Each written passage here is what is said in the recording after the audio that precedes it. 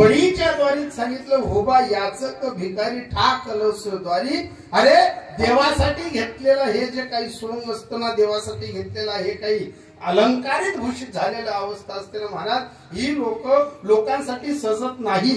ही लोक गावातल्या मंडळीसाठी सजत नाही. या लोकांचं एक ब्रीद असतं महाराज. लाज भय शंका दुरावीला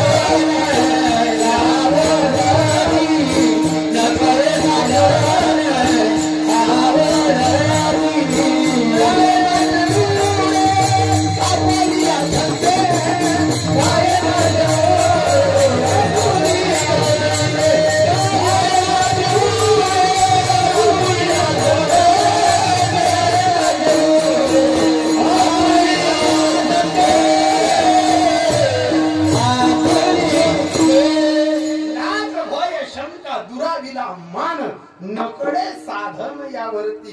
पुन्हा काय सांगितलं, गायनाचे मुडे आपोलिया छंदे. येतं झालं महाराज लाज भय शंका. पण ज्या वेळेस गावातली भजनी मंडळ, गावातले तरुण पोरा हा सप्ताहाचा अजेंडा घेतात आणि सर्व मंडळी ताकदीनं लागते आणि गावातली भजनी मंडळ, सप्ताह मंडळ ज्या वेळेस सप्ताह सजवतात, सप्ताहाचं टेस सजवतात, सप्ताह मंडळ सर्व एकदम आप्रुटेट राहणीमान दाखवतात, स्वच्छपणाचा अभाव दाखवतात, सर्वजण सफेद कपडे घालतात, सफेद टोप्या चांगल्या उपरणं आणि गलीतनं जेव्हा थटून मटून येतात ना, एकदम इम्प्रेशन पडतं. वा, यांना पाहून आनंद होतो. असं एकदम आपली लोक काय बढिया दिसतात. पण हे का सर्वांनाच आवडतं का दादा? हे सर्वांना आवडतं. आपण नव्या कपडा घालो, चांगल्या टोप्या घालो, चांगल्या उपरणं लिहो, 6-7 जण आपण असा मस्त चालू, लगेच गावातला काही दुशासन म्हणतात तक्रे तिने पाय ना ते चरतीन साला 8 दिन असा चरतीन साला, तेच ना आपण साला, ते आपला पाहुणा. अरे दूत राष्ट्र जरी तो वरून दिसायला आंधळा होता ना, तो आतूनही आंधळाच होता. आणि जे आतल्या दृष्टीने आंधळे असतात ते मरून जातात पण सुधरत नाही. मग ही लोक काय करतात, आयुष्यभर परमार्थापासून बेसावध वागतात, बेसावध राहतात. वारकरी दिसला आवडत नाही, टाळवत वाजणारा दिसला आवडत नाही, सप्ताह मंडळातला दिसला आवडत नाही. मग ज्या वेळेस देव यांच्या मागे लागतो, सापटिंगा बेरिंगा आऊट करतो आणि एकदम जीव असा खंगाई मोठ्या विजार, एकदम एक हात वाकडा, तोंड वाकडा, मग सांगतो देवा तू दाशे काही न्याय नाही, तू हरिश्चंद्र राजा नाही. आता आमच्या माणसांना टिंगल करायला तू पुढे, आमच्या माणसांची टिंगल उडवायला तू पुढे. आणि आता देवाच्या दरबारात सांगतोय, देवतून पण न्याय खरा नाही. अरे तुझ्यासाठी सुद्धा ओवी माझ्या ज्ञानोबांनी लिहून ठेवली आहे. जव पुण्याची पावती सरे, सवे इंद्रपदाची उटी उतरे, तव येऊ लागता माघार मृत्यू लोका. अरे मृत्यू लोकांमध्ये येत असताना आपण इकडं का आलो महाराज? पाप पुण्य करून जन्माय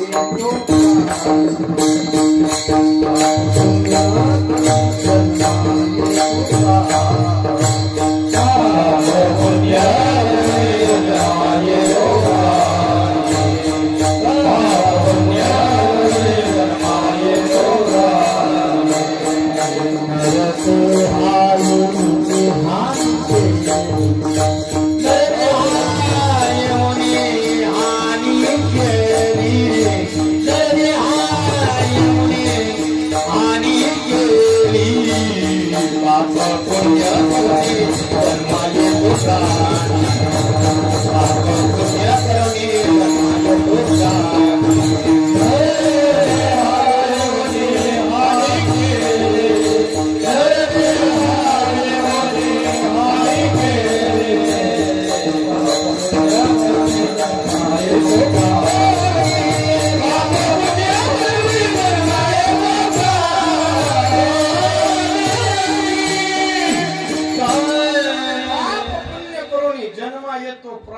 नरदेहा येऊनी हानी. अरे नरदेह प्राप्त झाला, मनुष्य देह हा अनमोल आहे आणि अनमोल देहाची महती कळाली नाही. पण इथं कर्म सिद्धांत महाराज तुका म्हणे सत्य कर्मा व्हावे साह्य आणि घातलिया भय नर. अरे विद्वान असला तरी कर्म करावे लागेल, मूर्ख असला तरी कर्म करावं लागेल. आणि कर्माची गती तुम्हाला ज्या दिवशी हातात सर्टिफिकेट देईल ना, त्या सर्टिफिकेटचं नाव आहे महाराज भोग तो ना घडी संचिता वाचोनी करावे ते म्हणे समाधान. प्रत्येकाला आपल्या कर्माचे भोग भोगावे लागतील. मग बेसावध वागला तरी भोग भोगावे लागतील आणि सावध वागला तरी भोग भोगावे लागतील. विद्वान राहा तरी भोग भोगावे लागतील, मूर्ख राहा तरी भोग भोगावे लागतील.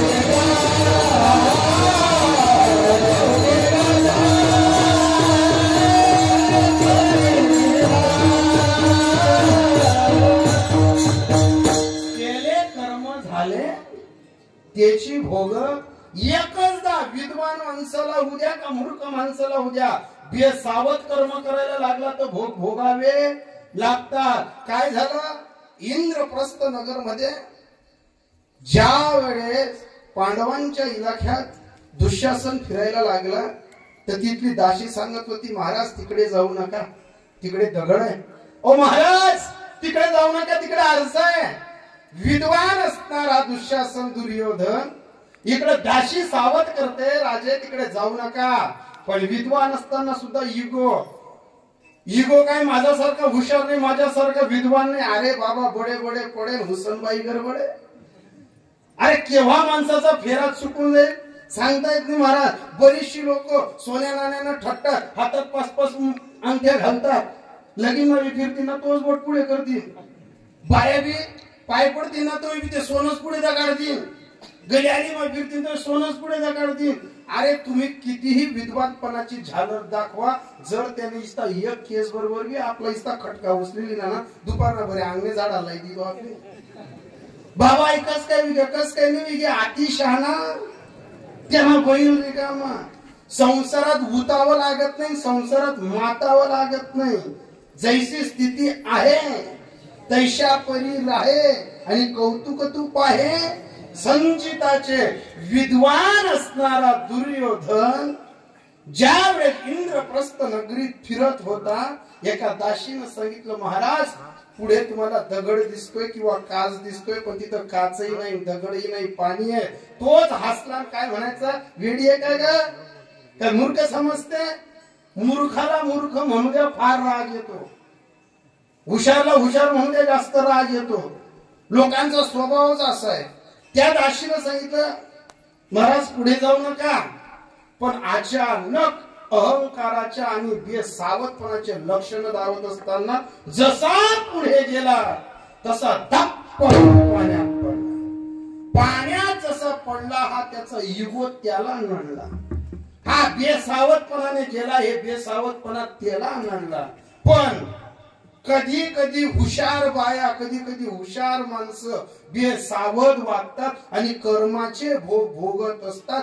3ऱ्या मजल्यावर बसलेली द्रौपदीनं त्याला पाण्यात पडताना पाहिलं आणि हसून टाळी वाजवली. आणि हसून टाळी वाजवत असताना त्याच दुर्योधनाचं लक्ष तिच्याकडे गेलं आणि हीच कृष्णाची बहीण पांचाली द ग्रेट विजयीबाई इतकी हुशार की सूर्याचे किरण तिच्या अंगावर पडण्याच्या अगोदर परवानगी घ्यायचे की आम्ही पडावं की नाही पडावं. इतकी अफाट सावधान आणि हुशार बाई. ज्या वेळेस तो दुर्योधन पाण्यात पडला, हिनं हसून टाळी वाजवली, त्याचं लक्ष तिच्याकडे गेलं आणि पुन्हा जीभ घासरली. विद्वानपणा डोक्यात असताना बेसावधपणाने बोलली, आंधळ्याचा पोरगा आंधळा. का मूर्ख होती का ही? अक्कल नव्हती? कृष्णाची बहीण एवढी अफाट स्त्रियांच्या यादीत तिचा नंबर 1 नंबर आहे आणि ही बाई टाळी वाजून आंधळ्याचा पोरगा आंधळा बोलली. काय झालं?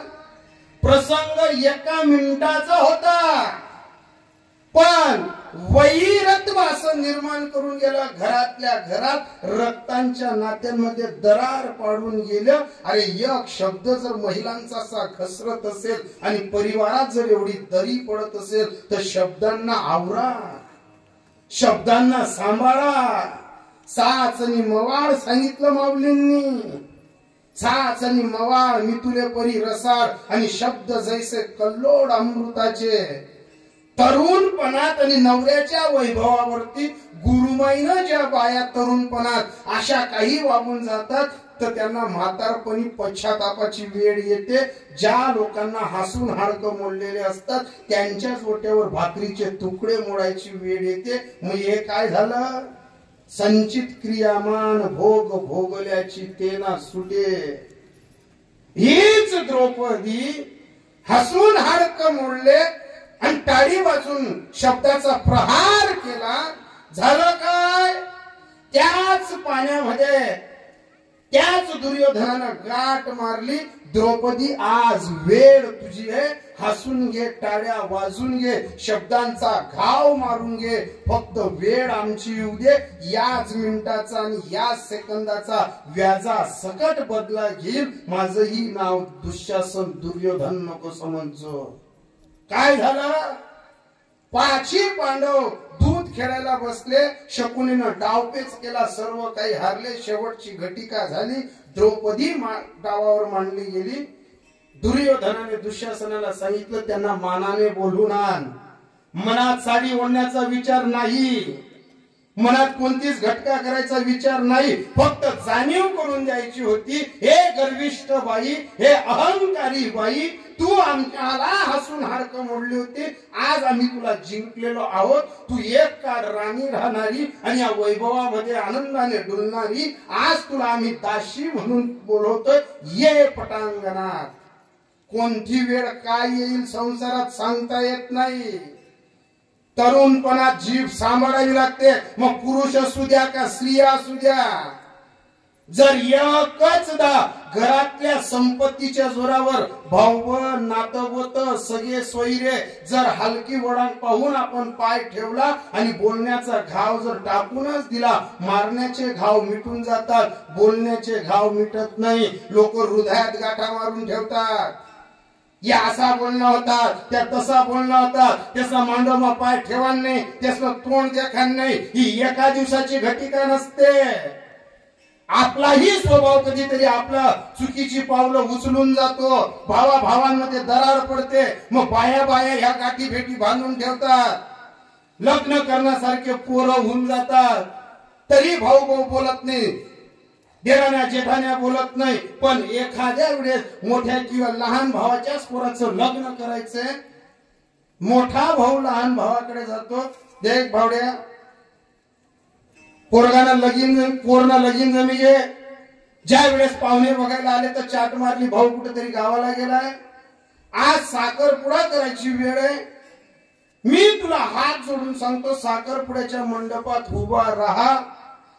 मग त्यावेळेस त्या लहान भावाची बाई तो भाऊ सांगतो, आता कसं उन्हा नकटावून नगर नाक घसराले गण नाक लायसन फिरायचं तुम्ही, आता काय बये बये उन्हा. एक लक्षात ठेवा, आपलं रक्ताचं नातं आहे. रक्ताच्याच नात्याच्या घरी पायथोऱ्या सोडून जाऊ आपण, दुसऱ्याच्या घरी जाणार नाही.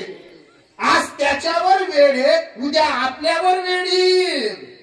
आज त्याच्या मुलाचं लग्न आहे, उद्या आपल्या मुलाचं लग्न येईल. हे आपले वाद विवाद आहेत ना, हे आपल्या घराच्या पायरी पिरते स्मित असतात. नडतो कोणाला सांगू?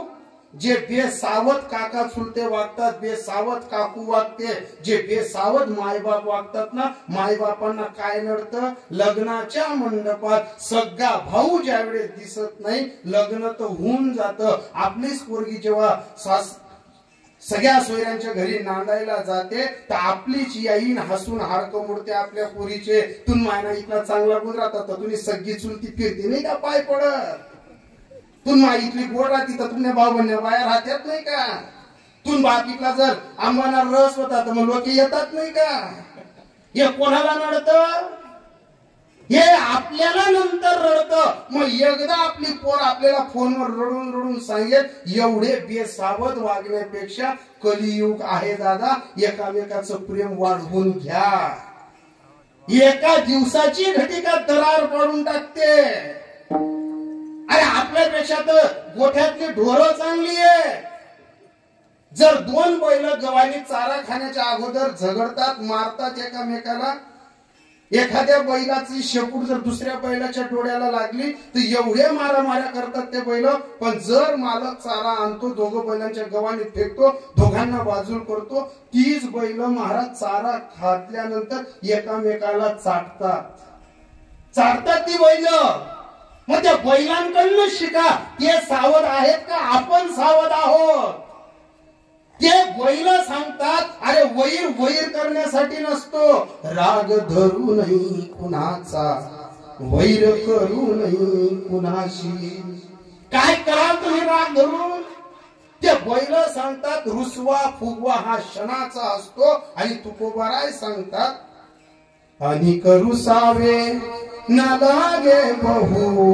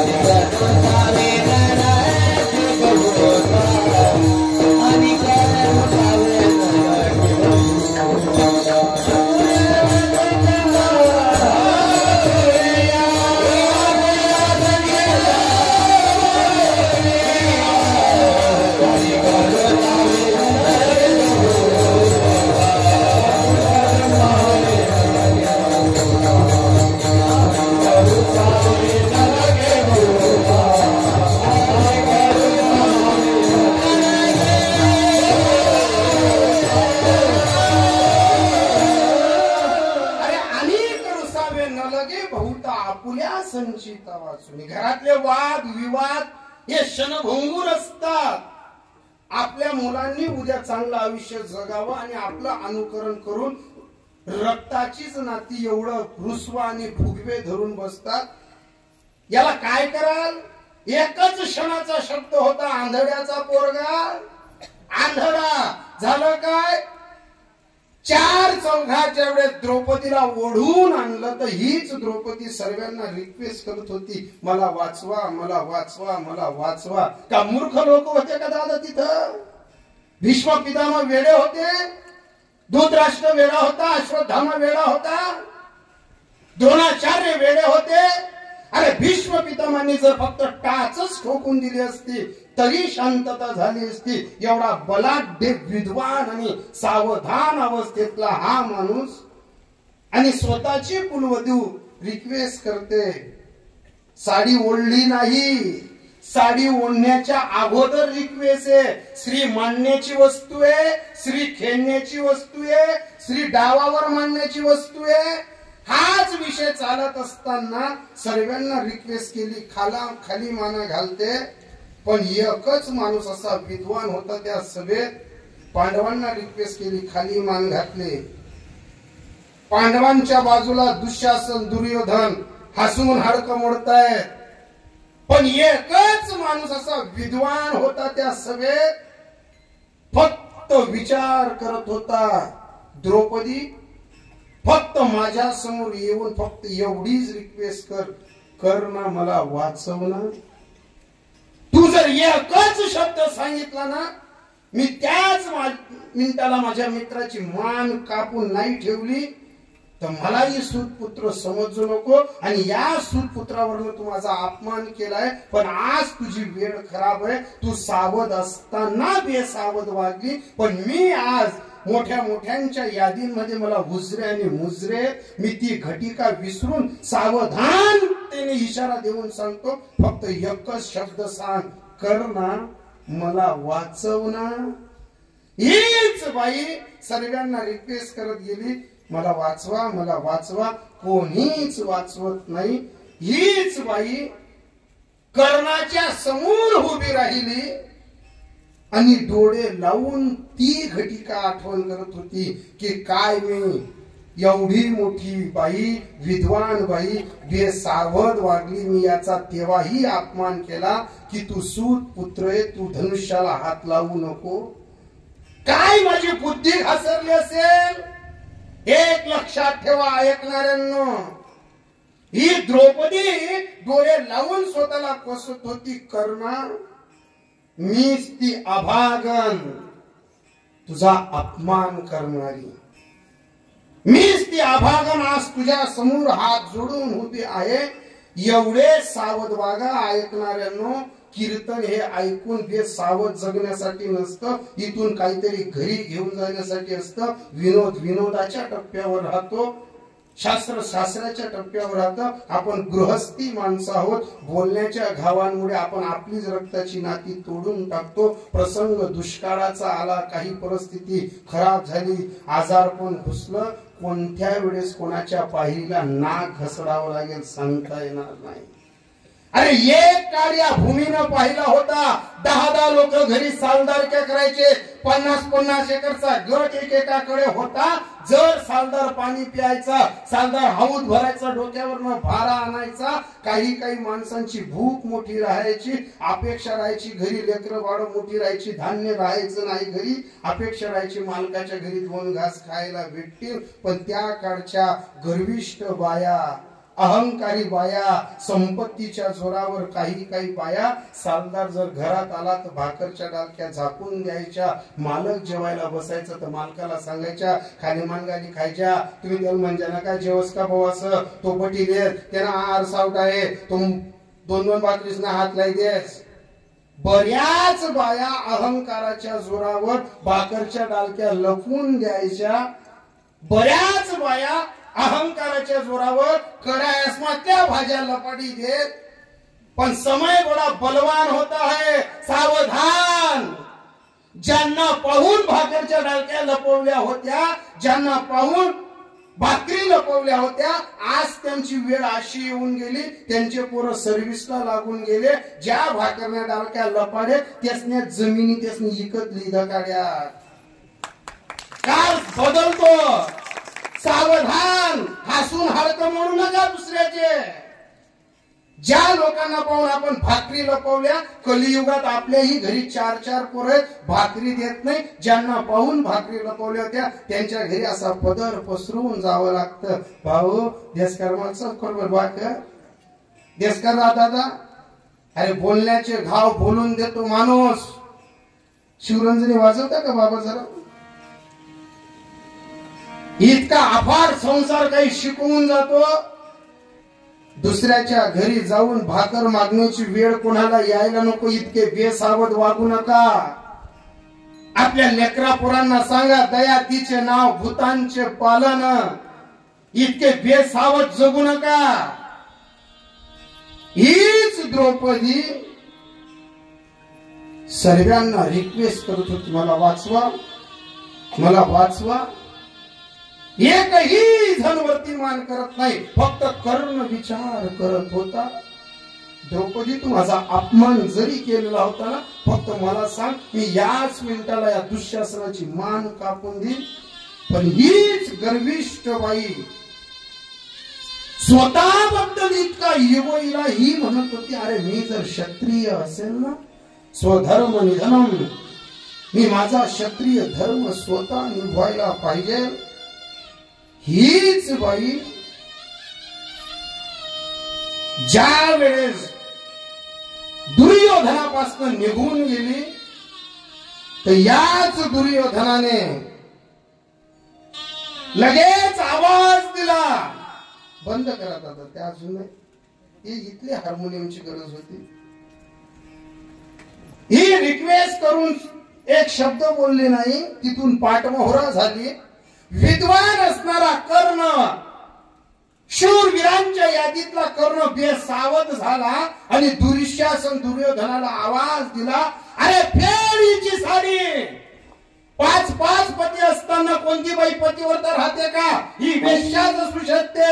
आणि मग दुःशासनाने तिच्या साडीला हात लावला, साडी ओढतोय, सर्वांना ती रिक्वेस्ट करते, साडी ओढते, मदत कोणीच करत नाही. मग अशा वेळेस सर्वांना रिक्वेस्ट करून करून करून करून थकली आणि सावधान अवस्थेतनं रिक्वेस्ट करत असताना मग रिक्वेस्ट केली, तुमा बिना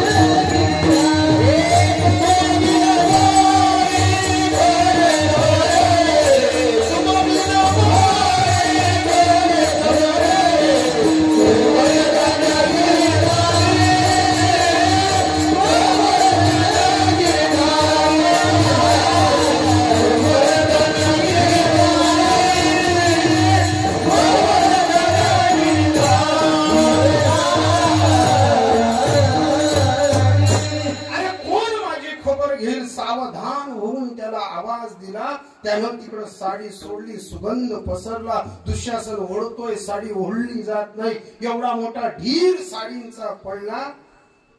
पण जो बेसावधपणे कर्ण बोलला होता तोच विचार करायला लागला, ज्या अर्थी ही विवस्त्र होत नाही त्या अर्थी इथं कुठंतरी कृष्ण अदृश्य रूपाने हिला मदत करतोय. आणि नुकत्याच थोड्या वेळाने रप रप रप रप करून कृष्ण चालत आला. जसा आला तसा कर्णाच्या समोर, कर्णाच्या डोळ्यात टप टप टप टप पाणी गळतंय. आणि हाच कर्ण रडत असताना श्रीकृष्ण त्याच्या समोर उभा राहिला आणि सांगितलं, का रडतोयस? अरे कर्णावरती पाय ना. आणि कर्णाचा अगदी कंठ दाटून आला आणि कर्ण रिक्वेस्ट करायला लागला, कृष्णा आता वर्तीमान करण्यासारखं राहिला नाही मी. अरे मी शूर आणि वीर कर्ण, दात्यांच्या लिस्ट मध्ये माझं नाव असणारा मी कर्ण, आणि मी इतका बेसावध वागावं की दुसऱ्याच्या बाईची साडी ओढायची मी सांगावी? एवढा चुकीचा बेसावध मी वागलो. आणि कृष्णाचा आणि कर्णाचा स्वभाव चालत असताना लगेच दुसरीकडनं टाळी वाजली. टाळी वाजताच कर्णाची पत्नी ऋषाली तिथं आली आणि ऋषाली सांगायला लागली, वा कर्ण साहेब वा, आतापर्यंत आईली गलीतल्या बायांमध्ये फिरत होती तर बाया मला मान देत होत्या, नाही बाई तू वीराची पत्नी आहे, नाही बाई तू दात्याची पत्नी आहे, नाही बाई तू शुराची पत्नी आहे, तू विद्वान माणसाची पत्नी आहे. पण आता मला बाया सांगतील, नाही ग बाई, तू ज्या नवरा दुसऱ्यांच्या साड्या ओढायला लावतो अशा माणसाची तू पत्नी आहे. इतकी बुद्धी घासली गेली तुमची, इतके बेसावध वागले. अहो पाच एक नवऱ्याला सांभाळणं कठीण असतं.